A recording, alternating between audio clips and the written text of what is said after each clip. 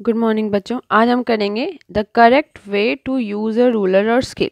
कल हमने क्या था कि कैसे हमें मेजरमेंट के लिए क्या क्या यूज़ करना चाहिए और कैसे लेंथ को मेज़र करने के लिए क्या क्या होते हैं, रूलर, टेप, रॉड, ठीक है, तो स्केल, तो इन सब को प्रॉपरली यूज़ कैसे करना है ये आज हम अपने जो हमारे पास सबके पास पेंसिल बॉक्स में स्केल होता है उससे देखेंगे, ठीक है। Let us measure the length and object using centimetre scale, ठीक है। जो सेंटीमीटर वाला स्केल हमारे पास सबके पास नोटबुक में है उससे हम मेजरमेंट करेंगे। So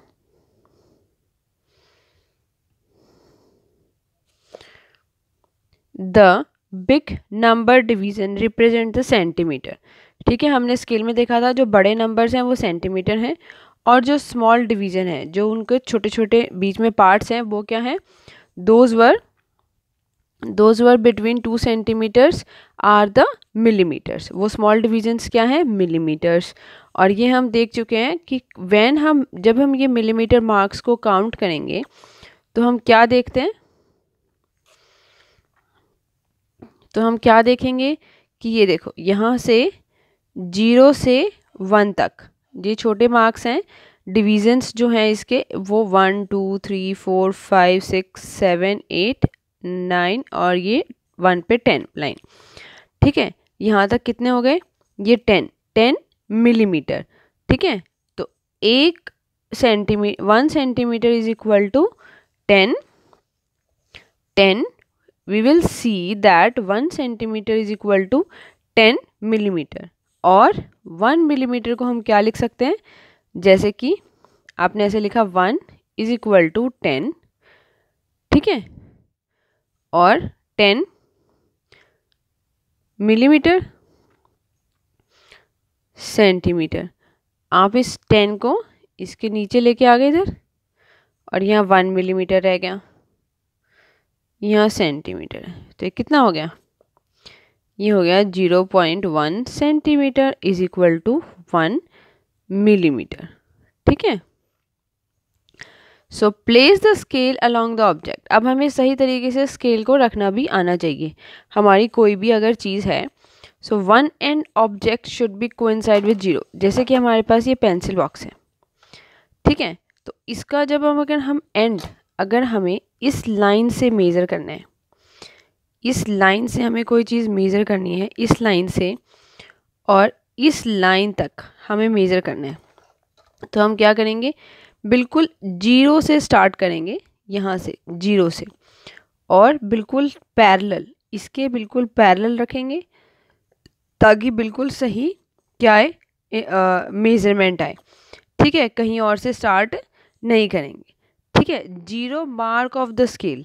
now note the reading on the scale corresponding to the another end. अब दूसरे एंड पे क्या आ रही है, देखो दूसरे एंड पे क्या आ रही है हमारे पास 11, और 11 के बाद येलो लाइन के ऊपर कितने डिवीज़न आ रहे हैं हमारे, जो येलो लाइन पे 11 के बाद कितने डिवीज़न आ रहे हैं, इसको ऐसे रख के देखते हैं अभी हम। यहाँ पे हमारे पास कितने डिवीज़न आ रहे हैं 11, और फिर 1 2 यहाँ तक। तो इस येलो लाइन से लेके इस येलो लाइन से लेके और इस येलो लाइन तक हमारे पास कितना आया, अगर हमने अपनी पेंसिल बॉक्स, आप या अपना कुछ भी अपनी पेंसिल को भी मेज़र कर सकते हैं, हमारे पास आया 11 और 0.2 मिलीमीटर। तो कितना हो गया, 11 centimetre plus 2 millimetre is equal to 11.2 centimetre. जैसे कि इस फिगर में बताया हुआ है कि ये जो पेंसिल है ये 17 सेंटीमीटर की है और उसके बाद 5 मिलीमीटर और आए हुए हैं, तो कितना हो गया, 7 सेंटीमीटर को 5 मिलीमीटर में प्लस करेंगे और कितना हो जाएगा 17.5 centimetre. Now take the following precautions while measuring the length. हमें ये सारे प्रिकॉशंस लेने होंगे जब हम क्या लेंथ मेजर करेंगे। Place the scale exactly along the length that is being measured. बिल्कुल साथ साथ रखेंगे, पैरेलल एकदम उसके। इफ़ अगर ऐसा नहीं होगा तो लेंथ क्या आ जाएगी, खराब आ जाएगी। मतलब अगर हमें इस बॉक्स की मेजरमेंट करनी है तो बिल्कुल हमें इसके पैरेलल रखना पड़ेगा, ऐसे या ऐसे नहीं रखेंगे, ठीक है। द पोजीशन ऑफ आइज, अगर हमें इस पॉइंट से मेजर करना स्टार्ट करना है तो आइज को यहाँ, और जो एंड वाला पॉइंट है, जो हमारा एंड वाला पॉइंट है वहाँ तक हम उसको रखेंगे। तो और अपनी आइज को बिल्कुल उसके ऊपर, अगर हम इधर से या उधर से देखेंगे तो हमारे पास 1 या 2 मिलीमीटर का डिफरेंस आ जाएगा, ठीक है।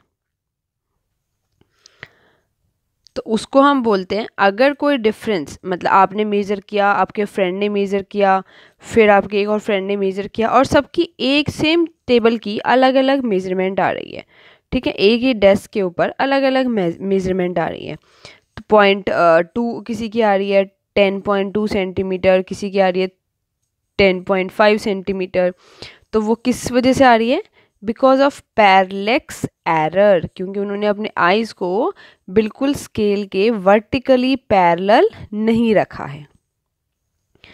If marking near the zero mark are worn out, do not use the zero mark. मान लो अभी हमने इसको मेज़र किया था, अभी हम इससे फिर मेज़र करेंगे। अगर आपके यहाँ पर मान लो पेंट लग गया, यहाँ पर 0 से 1 तक पेंट लग गया है, हमें तो पता ही नहीं लग रहा है पॉइंट कहाँ है, तो हम क्या करेंगे, इसको यहाँ 1 से स्टार्ट करते हुए और फिर आगे चलेंगे। 1 से अब क्या हो गया, देखो 12.2 सेंटीमीटर, और इस 12 में से हमने कितने पॉइंट बढ़ाए हैं? 1 पॉइंट बढ़ाए। 0 के बाद हमने 1 पॉइंट बढ़ाया है, तो हम उस 12 में से कितना माइनस कर देंगे?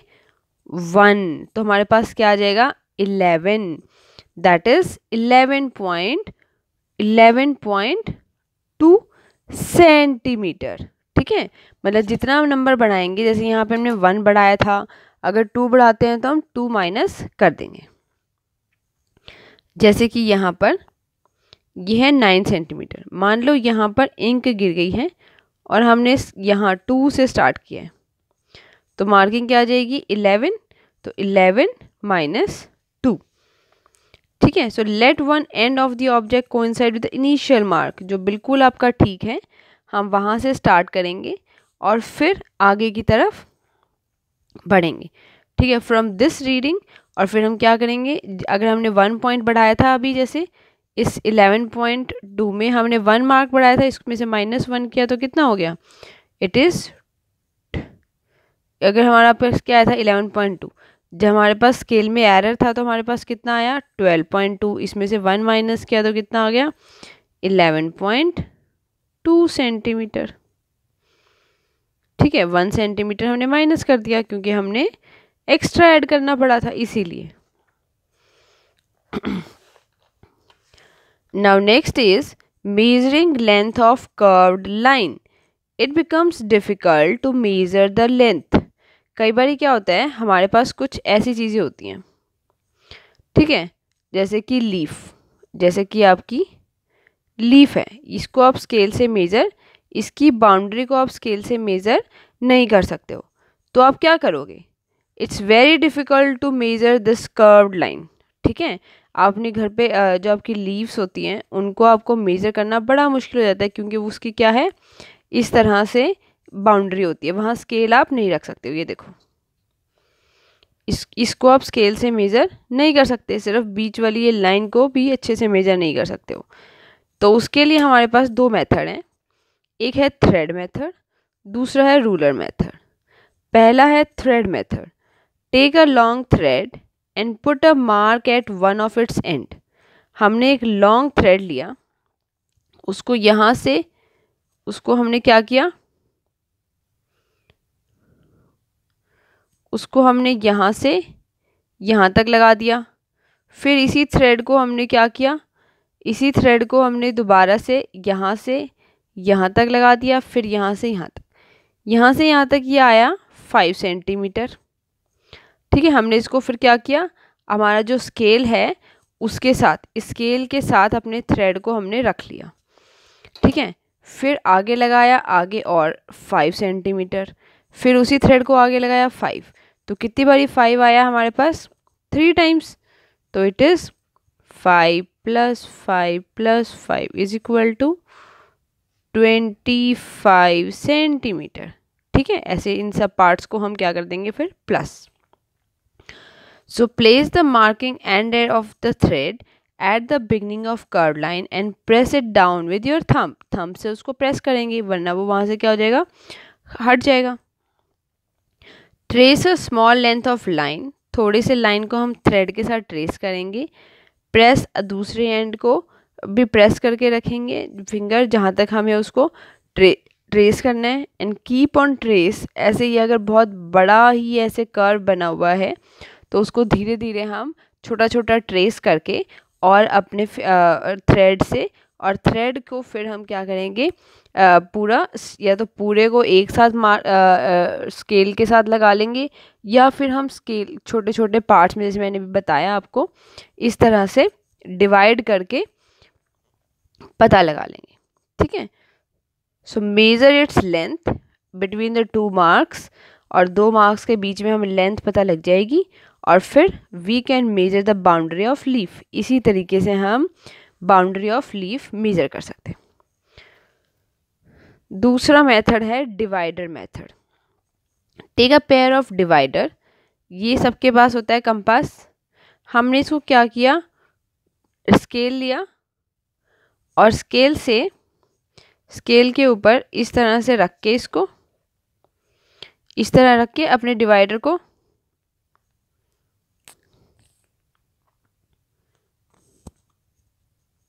स्केल पे इस तरह रख के और अपने डिवाइडर को ऐसे खोल लिया 2 सेंटीमीटर।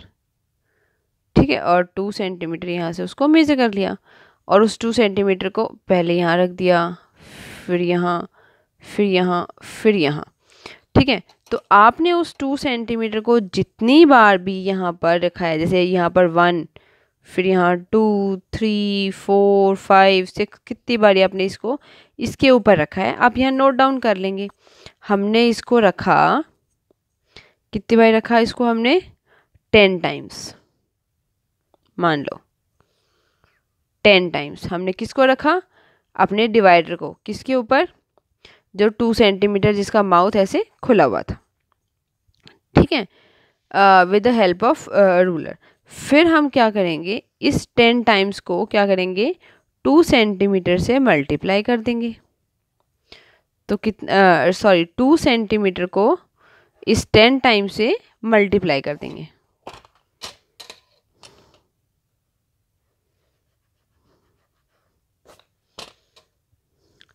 इस 2 सेंटीमीटर को हम 10 से मल्टीप्लाई कर देंगे, हमारे पास कितना आ गया, 20 सेंटीमीटर का लेंथ आ गई। पर ये तो भाई हमारी यहीं तक आई है, इसका क्या करें?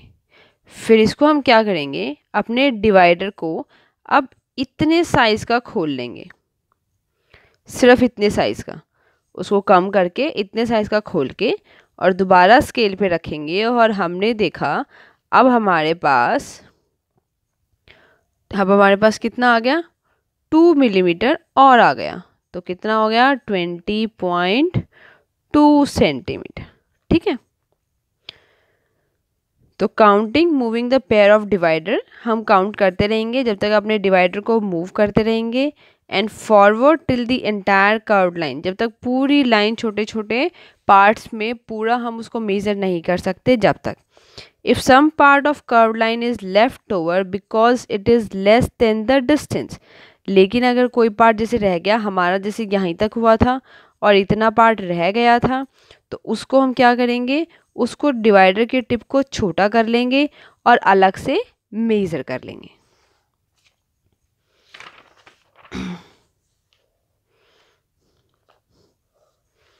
So the length of curved line कितना हो गया, कितने हमारे पास सेगमेंट आए हैं, इक्वल सेगमेंट। ठीक है, 10 आए थे हमारे पास। Distance between the tip of divider कितने थी, 2 और length of left over 1 centimetre length बची हुई थी, कितना हो गया, 21 सेंटीमीटर। ठीक है, ये हमने 10 × 2 किया, लेंथ ऑफ लेफ्ट ओवर कितना हो गया 1 सेंटीमीटर और टोटल हो गया 21 सेंटीमीटर। तो ऐसे ही सब बच्चे क्या करेंगे, अपने घर के पास से एक सर्कल बनाएंगे। Cut a circle of radius 4 chart paper, जिसका सेंटीमीटर 4 होगा, उसको कट करेंगे और फिर उसके सरकमफ्रेंस को डिवाइडर या थ्रेड की हेल्प से मेज़र करेंगे। ठीक है। Estimation and measurement. एस्टिमेशन का मतलब है, कई बार लोग कहते हैं कि ये जगह उस जगह से कितनी दूरी पे है, ये जगह 50 किलोमीटर है अप्रॉक्सीमेटली, ये जगह 30 किलोमीटर है अप्रॉक्सीमेटली, उस वहाँ जाने में हमें इतना टाइम लगेगा। ठीक है, ये वाले कपड़े की इतनी लंबाई है अप्रॉक्सीमेटली, तो इसको हम बोलते हैं एस्टिमेशन, मतलब गैस।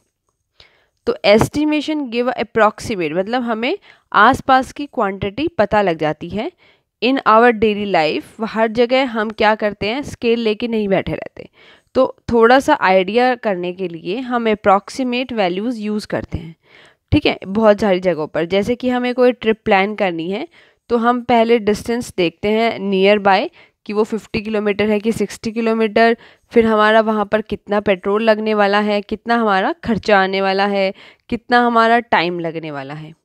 ठीक है, तो ये एस्टिमेशंस थोड़ा हेल्पफुल होते हैं जब हमें एग्जैक्ट का बिल्कुल एग्जैक्ट कैलकुलेट जब हम नहीं कर पाने का हमारे पास टाइम होता है। लेकिन जो ये एस्टिमेशंस हैं, the practice experience and good idea, only your elders, आपके मम्मी पापा, ये सब बड़े बहन भाई, ये सभी बता सकते हैं, क्योंकि उनको क्या होता है, एक्सपीरियंस होता है, अच्छा आइडिया होता है ये सब मेजरमेंट करने का, एस्टिमेट करने का, नियर बाय एग्जैक्ट वैल्यू।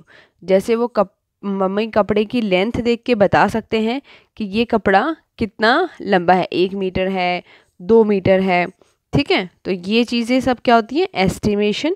ये आप लोग नहीं कर सकते। आप लोग अपनी जब नोटबुक में या कुछ भी स्केल कुछ भी काम करेंगे तो कोई भी एस्टिमेशन से स्केल से लाइन, बिना स्केल के लाइन मत लगाना, स्केल से ही लगाना, जब भी आपको धीरे धीरे से एस्टिमेशंस का आइडिया होगा। Okay, thank you.